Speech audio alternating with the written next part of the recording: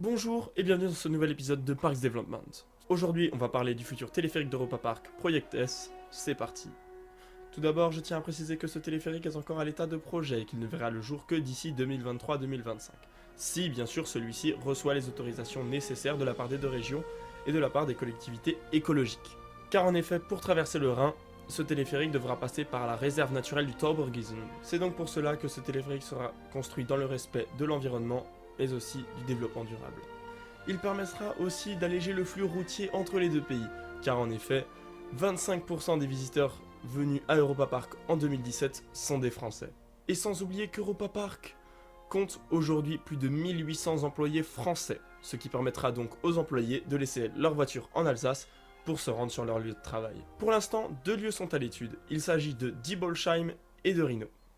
Pour ma part, je pencherais plutôt pour Diebelsheim, car en effet, il a été précisé que la traversée en téléphérique du Rhin ne prendrait environ pas plus de 15 minutes, et que Diebelsheim est en effet la ville la plus proche par rapport à Rhino. Attention aussi aux titres aguicheurs et aux fake news, car en effet, ce téléphérique ne sera pas la première infrastructure qui surplombera le Rhin. Car en effet, il existait déjà le téléphérique de Koblenz ou encore le tram-train de Strasbourg qui relie Strasbourg à Keln. Pour ce qui est du financement, car c'est quelque chose on peut se poser la question qu'on habite soit en Alsace, enfin, Grand Est ou encore au Baden-Württemberg, qui va financer ce téléphérique? On a eu la réponse à la conférence de presse, c'est bien la famille Mack qui va prendre l'entièreté du financement de ce téléphérique. Et je dis bien l'entièreté. Aucune partie de nos impôts ne vont payer ce téléphérique.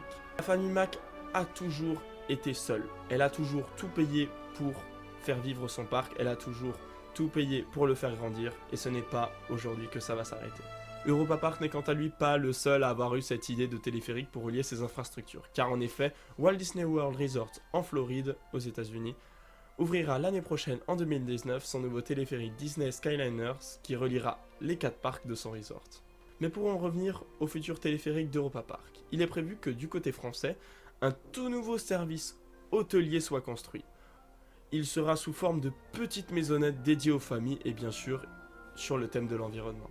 Pour ce qui est de la rumeur d'un troisième parc, Roland Mack a été on ne peut plus clair, il n'y aura pas de Grand 8 en Alsace. Alors pourquoi faire un parc sans Grand 8 ?